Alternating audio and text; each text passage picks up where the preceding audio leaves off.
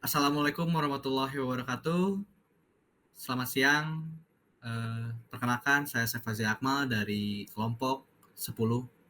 Di sini saya akan menjelaskan tentang Fundamentals of Metal Casting. Tidak lupa, saya ditemani oleh dua rekan saya, ada Fatih Zaki Nuradani dan Naiman Arkan Syihabuddin. Di bab 10 sendiri terbagi menjadi 3 topik. Yang pertama ada overview of casting technology, yang kedua ada heating and pouring, yang ketiga ada solidification and cooling.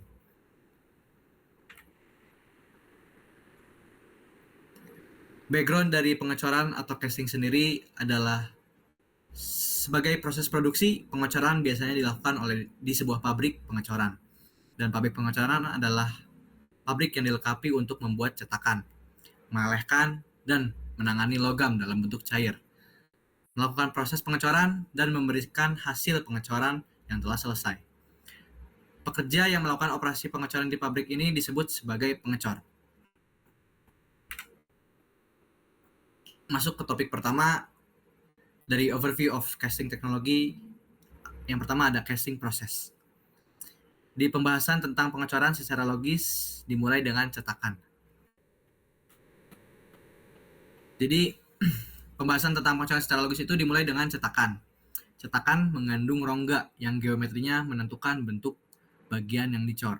Ukuran dan bentuk rongga yang sebenarnya harus sedikit lebih besar untuk mengakomodasi penyusutan yang terjadi pada logam selama proses pembekuan dan pendinginan. Logam yang berbeda mengalami jumlah penyusutan yang berbeda, sehingga rongga cetakan harus dirancang untuk logam tertentu yang akan dicor jika akurasi dimensi sangat penting. Cetakan dibuat dari berbagai bahan termasuk pasir, plaster, keramik, dan logam. Berbagai proses pengecoran sering diklasifikasikan berdasarkan jenis cetakan ini. Seperti yang bisa dilihat dari gambar ini,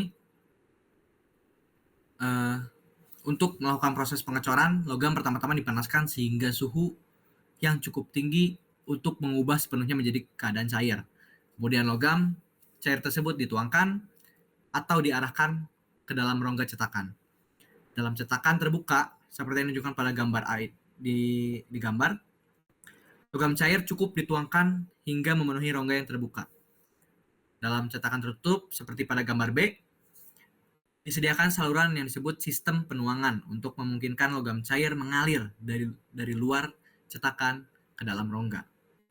Cetakan tertutup adalah kategori yang lebih penting dalam operasi pengecoran produksi. Segera setelah logam cair berada di dalam cetakan, ia mulai mendingin. Ketika suhu turun cukup rendah, misalnya hingga titik beku untuk logam murni, proses pembekuan dimulai. Dan pembekuan melibatkan perubahan fase logam. Waktu diperlukan untuk menyelesaikan perubahan fase ini. Dan sejumlah besar panas dilepaskan dalam proses tersebut. Pada langkah ini, logam mengambil bentuk padat dari rongga cetakan dan banyak sifat karakteristik dari pengecoran ditentukan.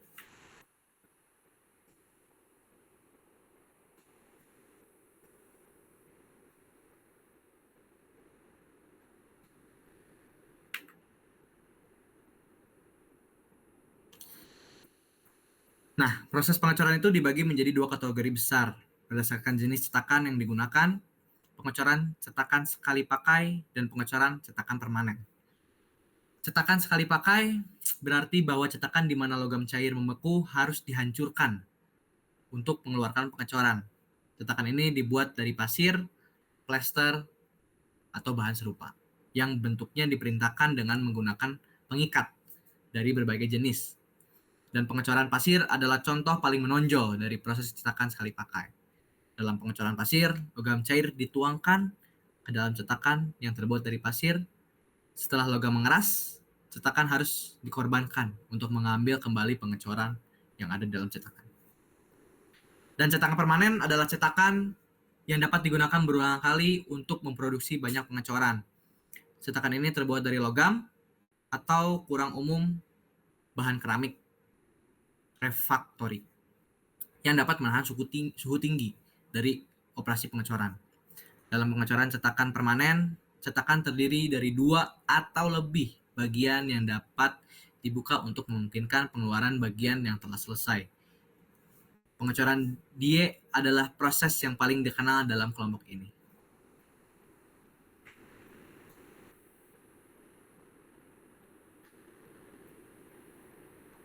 Selanjutnya ada sand casting molds. Proses pengecoran yang paling penting. Jadi cetakan dalam pengecoran pasir terdiri dari dua bagian, yaitu cope atau bagian atas dan drag atau bagian bawah yang ditempatkan dalam kotak cetakan yang disebut flask atau rongga. Jadi rongga cetakan dibentuk menggunakan pola berbentuk komponen yang akan dicor. Pola ini biasanya dibuat lebih besar untuk mengakomodasi penyusutan logam selama pendinginan. Pasir cetakan dalam kondisi lembab dan menggunakan pengikat agar bentuknya tetap stabil. Untuk bagian dalam pengecoran digunakan inti yang ditempatkan di rongga cetakan untuk membentuk geometri interior.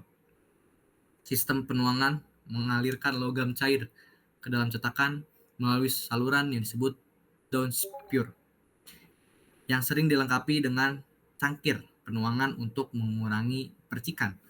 Dan beberapa pengecoran memerlukan riser, yaitu reservoir, logam cair tambahan yang berfungsi untuk mengompensasi penyusutan selama pembekuan berlangsung. Dan selama logam mengisi rongga cetakan, udara dan gas harus keluar agar rongga terisi sempurna.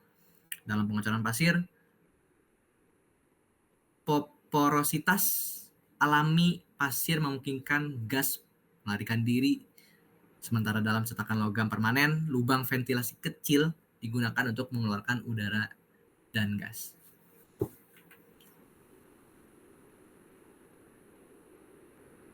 Berikut ada rumus-rumus pada topik pertama.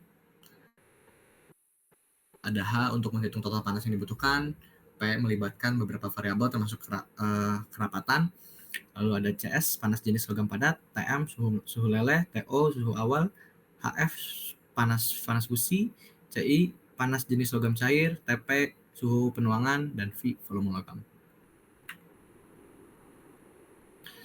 Selanjutnya topik akan dibahas oleh rekan saya. Silakan. Oke, selanjutnya adalah pembahasan dari saya. Yang pertama ada heating and cooling. Untuk melakukan pengecoran, logam perlu dipanaskan hingga sedikit di atas titik lelehnya. Lalu dituangkan ke dalam rongga cetakan untuk membeku. Bagian ini akan membahas aspek-aspek dari kedua langkah tersebut. Jadi yang pertama adalah heating the metal. Pemanasan dari berbagai jenis digunakan untuk memanaskan logam hingga suhu yang cukup untuk pengecoran. Energi panas yang diperlukan terdiri dari 3 komponen. Yang pertama, satu adalah panas untuk meningkatkan suhu hingga titik leleh. Yang kedua, panas lebur untuk mengubah logam dari padat menjadi cair. Dan yang ketiga, ada panas untuk menaikkan suhu logam cair hingga suhu penuangan yang diinginkan. Ada penerapan yang rumit dari rumus yang tidak dicantumkan dalam PowerPoint. Yang pertama ada panas jenis dan sifat termal logam dapat bervariasi dengan suhu, terutama saat logam mengalami perubahan fase. Yang kedua ada panas jenis logam bisa berbeda antara keadaan padat dan cair. Yang ketiga, paduan logam meleleh dalam rentang suhu antara solidus dan liquidus. Dan yang ketiga, paduan logam meleleh dalam rentang suhu antara keadaan padat dan cair pada titik leleh tunggal, sehingga panas fusi tidak dapat diterapkan dalam keadaan sederhana. Keempat, nilai sifat yang diperlukan untuk paduan tertentu seringkali sulit ditemukan. Dan yang terakhir, ada kehilangan panas yang signifikan ke lingkungan selama proses pemanasan. Selanjutnya, moderator selanjutnya. Oke, poin selanjutnya ada pouring the molten metal. Setelah pemanasan, logam siap dituangkan ke dalam cetakan. Pengenalan logam cair ke dalam cetakan adalah langkah penting karena logam harus mengalir ke semua bagian cetakan sebelum membeku. Beberapa faktor yang mempengaruhi proses penuangan adalah suhu penuangan, laju penuangan, dan turbulensi. Suhu penuangan. Suhu penuangan adalah suhu logam cair saat dimasukkan ke dalam cetakan. Penting untuk memperhatikan perbedaan antara suhu penuangan dan suhu saat pembekuan dimulai, yang dikenal dengan superheat. Superheat adalah jumlah panas yang perlu dilepaskan dari logam cair sebelum pembekuan terjadi. Lalu ada laju penuangan. Merujuk pada kecepatan di mana logam cair dituangkan ke dalam cetakan. Jika laju penuangan terlalu lambat, maka logam akan mendingin dan membeku sebelum mengisi rongga cetakan. Sebaliknya, jika penuangan terlalu cepat bisa menyebabkan turbulensi. Dan poin selanjutnya adalah turbulensi. Turbulensi adalah aliran tidak teratur yang dapat mengurangi kualitas coran dengan mempercepat pembekuan oksida logam dan memperburuk erosi cetakan. Jadi intinya kerapatan logam cair jauh lebih tinggi daripada air, dan logam ini juga lebih reaktif pada suhu tinggi. Oleh karena itu, erosi yang disebabkan oleh aliran logam dalam cetakan bisa sangat signifikan, terutama dalam kondisi turbulen. Erosi ini dapat mempengaruhi bentuk geometris dan merusak cetakan. Lalu selanjutnya,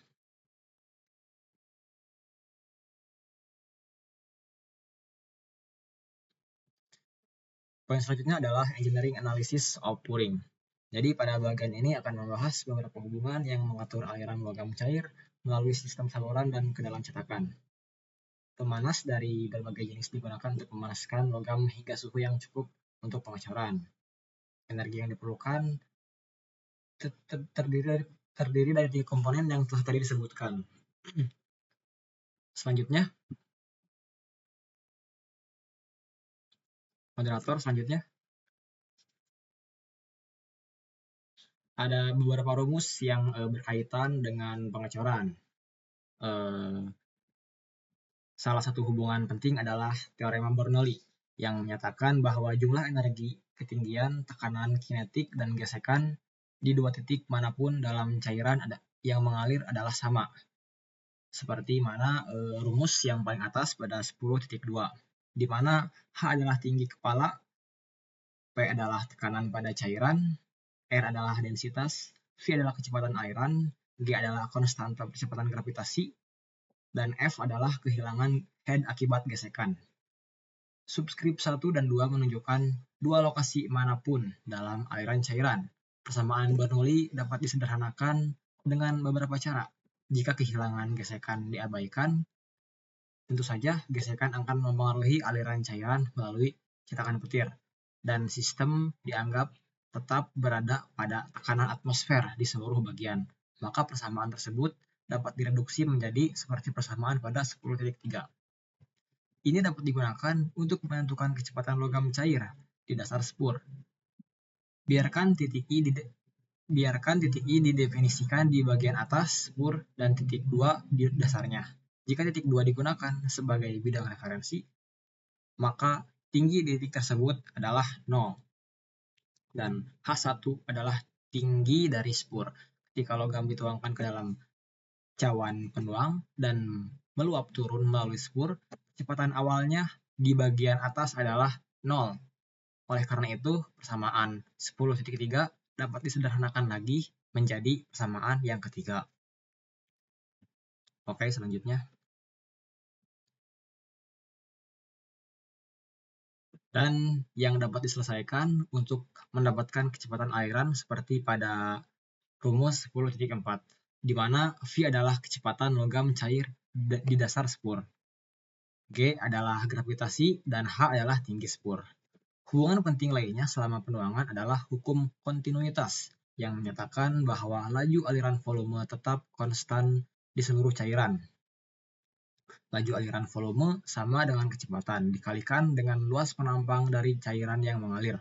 Hukum kontinuitas dinyatakan sebagaimana pada gambar 10.5, di mana Q adalah laju aliran volumetrik, V adalah kecepatan sebagaimana sebelumnya, A adalah luas penampang cairan, dan subskrip mengacu pada dua titik manapun dalam sistem aliran. Dengan demikian, peningkatan luas menyebabkan penurunan kecepatan dan sebaliknya.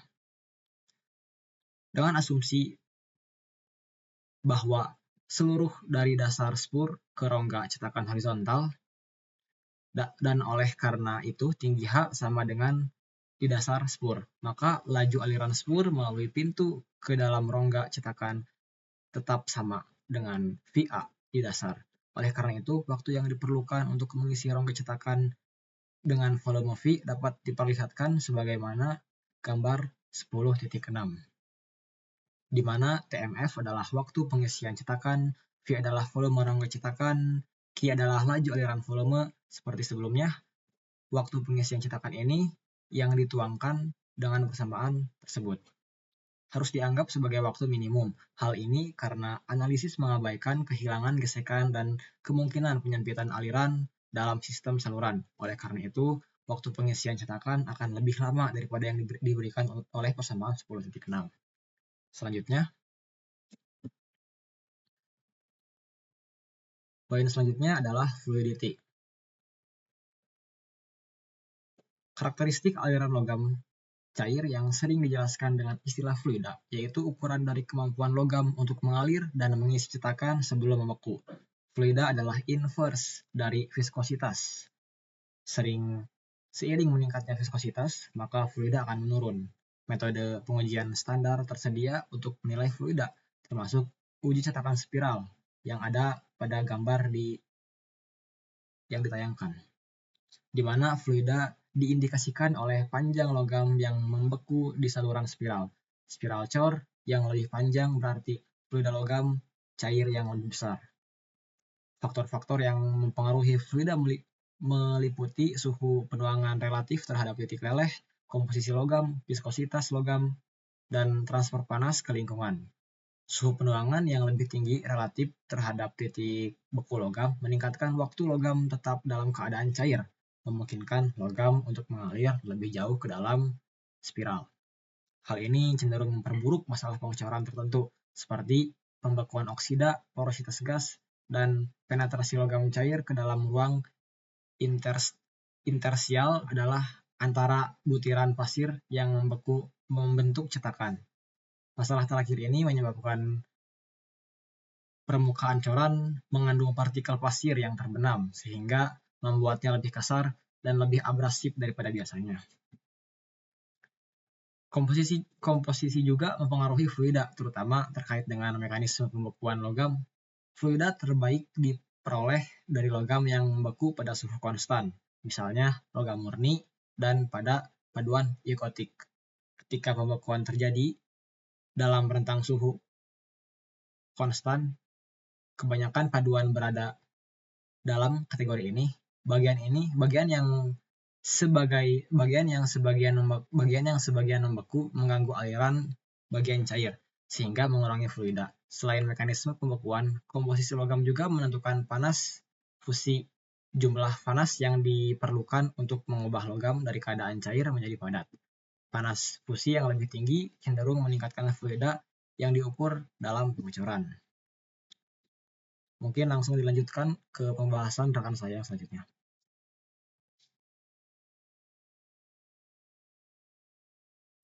Oke, melanjutkan penjelasan dari rekan saya sebelumnya. Di poin ini ada solidification and cooling.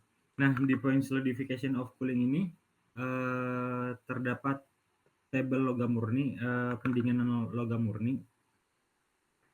Jadi logam murni membeku pada suhu konstan yang sama dengan titik beku, yaitu titik leleh. Titik leleh logam murni sudah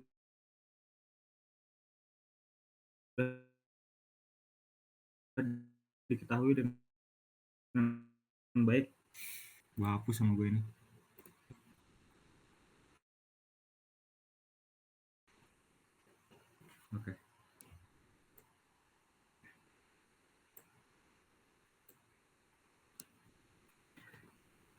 Oke. Di sini saya akan melanjutkan penjelasan rekan saya sebelumnya. Jadi di poin 3 ini judulnya itu solidification and cooling. Nah, di dalam poin 1.1 ini terdapat gambar logam murni di bukunya, yaitu titik leleh. Proses ini terjadi seiring waktu seperti yang ditunjukkan pada grafik di poin 1.1 ini yang disebut kurva pendinginan. Disebut sebagai waktu pembekuan lokal dalam pengecoran, di mana panas selatan fusi dan pembekuan sempurna. Setelah coran sepenuhnya membeku, pendinginan terus berlanjut dengan laju yang ditunjukkan oleh kemiringan ke bawah dari kurva pendinginan. Karena efek pendinginan dari dinding cetakan, lapisan tipis logam padat terbentuk pada antarmuka segera setelah penuangan. Ketebalan kulit ini meningkat untuk membentuk cangkang di sekitar logam cair saat pembekuan berlangsung ke arah tengah rongga. Laju pembekuan tergantung pada transfer panas ke dalam cetakan serta sifat termal logam. Lanjut.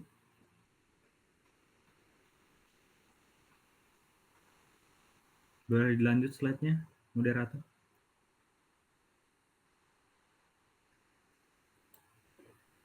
Oke. Sebagian besar panduan membeku dalam rentang suhu daripada satu suhu tunggal.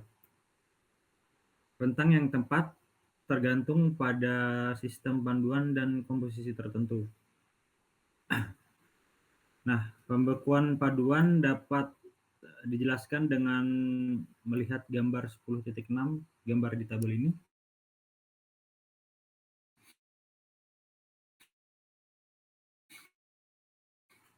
Suhu turun, pembekuan dimulai pada suhu yang ditunjukkan oleh liquidus dan diselesaikan saat solidus tercapai. Awal pembekuan mirip dengan logam murni. Kulit tipis terbentuk di dinding cetakan karena gradien suhu yang besar di permukaan ini. Pembekuan kemudian berlanjut seperti sebelumnya melalui pembentukan dendrit yang tumbuh menjauh dari dinding. Namun, karena penyebaran suhu antara liquidus dan solidus, sifat pertumbuhan dendrit sedemikian rupa sehingga zona yang maju terbentuk di mana logam cair dan padat koeksis. Bagian padat adalah struktur dendrit yang telah membentuk cukup untuk menjebak pola-pola kecil logam cair dalam matriks. Wilayah padat cair ini memiliki konsistensi lembut yang memotivasi namanya sebagai zona lembek. Tergantung pada kondisi pembekuannya, zona lembek dapat bersifat relatif. Boleh dilanjut slide-nya.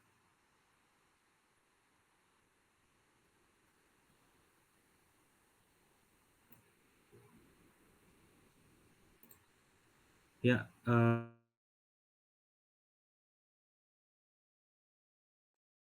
selanjutnya jadi paduan eutektik ini merupakan pengecualian terhadap proses umum di mana paduan membeku. Paduan eutektik adalah komposisi tertentu dalam sistem paduan di mana solidus dan liquidus berada pada suhu yang sama.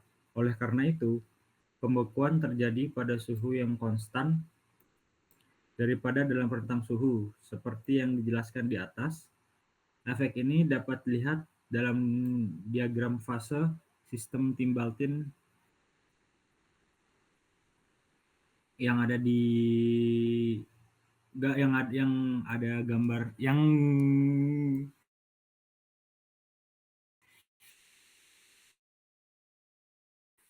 berada di atas tadi yang sudah saya jelaskan. Boleh dilanjut?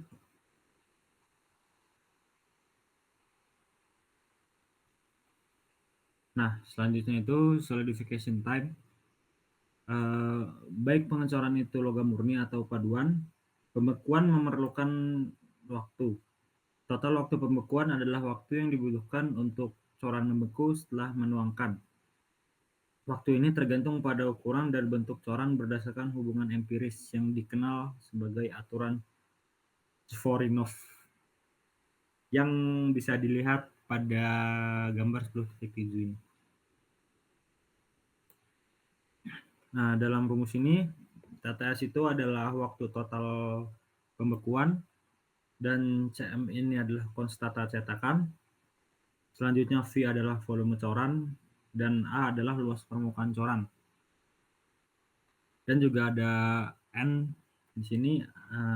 N di sini sebagai eksponen yang biasanya dianggap bernilai 2. Satuan dari CM adalah menit per cm², dan nilainya tergantung pada kondisi tertentu dari operasi pengecoran, termasuk bahan cetakannya, misalnya kapasitas panas spesifik, konduktivitas operasi pengecoran, dan lain-lain. Sifat termal dari logam yang dicor, misalnya panas lebur, kapasitas panas spesifik, dan konduktivitas termal. Nilai CM untuk operasi pengecoran tertentu dapat didasarkan pada data eksperimen dari operasi sebelumnya, yang dilakukan menggunakan bahan cetakan, logam, dan suhu pencurahan yang sama, meskipun bentuk bagian tersebut mungkin sangatlah beda. Boleh dilanjut? Oke, selanjutnya di sini ada Srin Kg. Nah, diskusi tentang pembekuan telah mengabaikan dampak penyusutan yang terjadi selama pendinginan dan pembekuan. Penyusutan terjadi dalam 3 langkah. Yang pertama itu kontraksi cairan selama pendinginan sebelum pembekuan. Yang kedua, kontraksi selama perubahan fase dari cair menjadi padat, yang disebut penyusutan pembekuan. Dan yang ketiga, kontraksi termal dari coran yang telah membeku saat mendingin hingga suhu ruang. Nah, ketiga langkah ini dapat dijelaskan dengan merujuk pada gambar yang ada di tabel.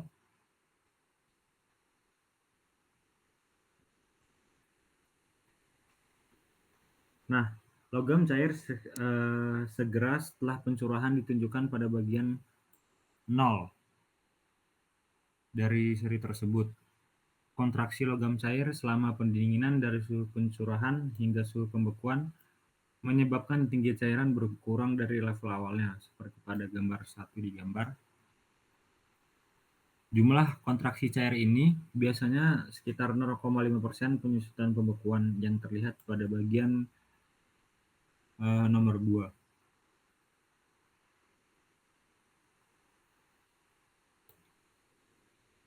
Oke, bisa lanjut.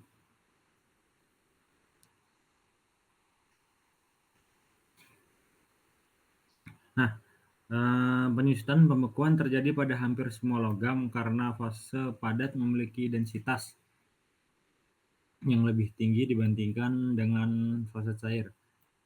Transformasi fase yang menyertai pembekuan menyebabkan pengurangan volume per unit berat logam.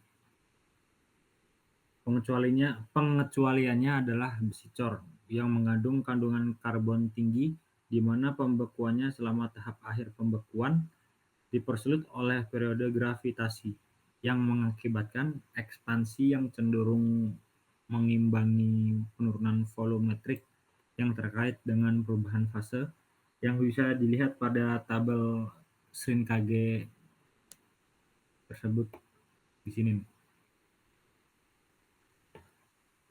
Nah, kompensasi untuk penyusutan pembekuan dicapai dengan beberapa cara, tergantung pada operasi pengecoran dalam pengecoran pasir. Nah, dalam pengecoran pasir ini, logam cair disuplai ke rongga melalui riser. Dalam pengecoran cetakan die casting, logam cair diterapkan di bawah tekanan. Pembuatan pola memperhitungkan kontraksi termal dengan membuat rongga cetakan lebih besar dari ukuran akhir coran. Jumlah di mana cetakan harus dibuat lebih besar relatif terhadap ukuran akhir coran disebut sebagai allowance penyusutan pola. Boleh dilanjut.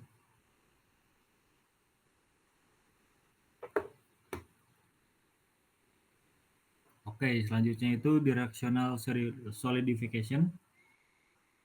Untuk meminimalkan efek merugikan dari penyusutan, diinginkan agar daerah coran yang paling jauh dari pasokan logam cair membeku terlebih dahulu, supaya pembekuan berlangsung dari daerah-daerah yang jauh menuju riser.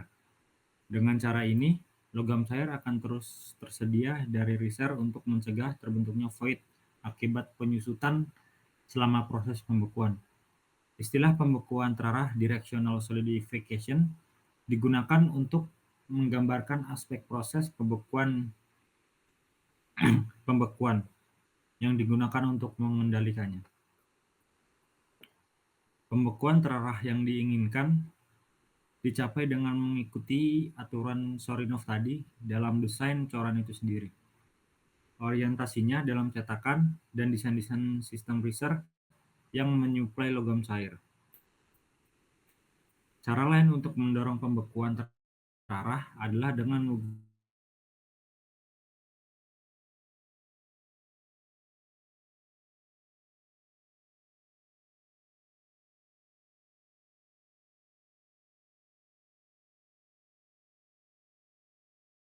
menggunakan chill penyediam sehingga logam cair akan membeku terlebih dahulu di sekitar bagian ini.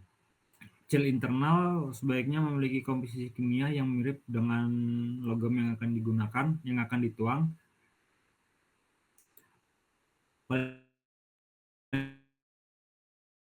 Dicapai dengan membuat chill dari logam yang sama dengan. Boleh dilanjut, Mas?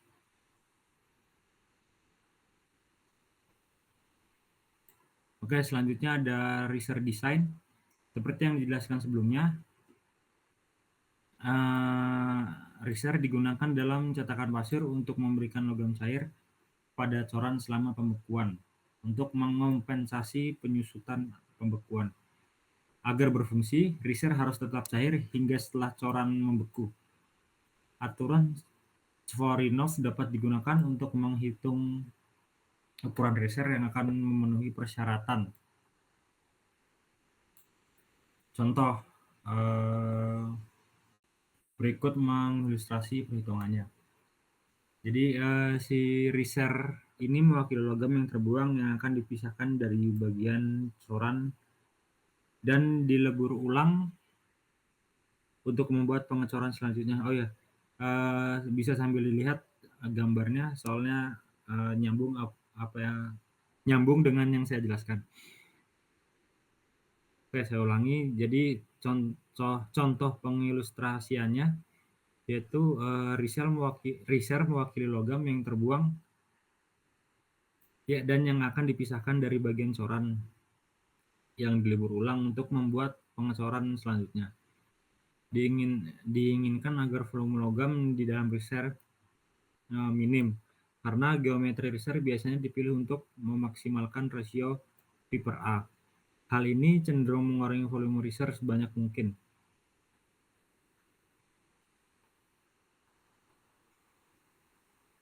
Nah, riser juga dapat dirancang dalam berbagai bentuk. Selanjutnya, riser ini terhubung ke sisi coran. Biasanya terhubung ke sisi coran melalui saluran kecil. Riser atas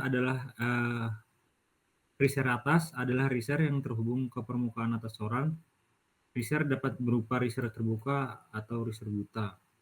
Riser terbuka terpapar keluar di permukaan atas cetakan.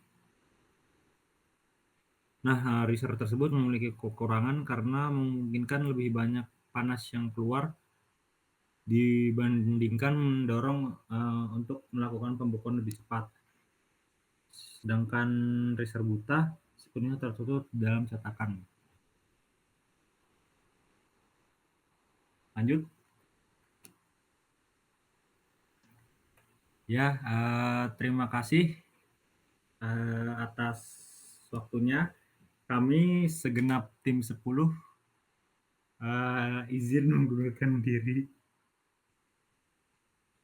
Say hi teman-teman saya. Oke.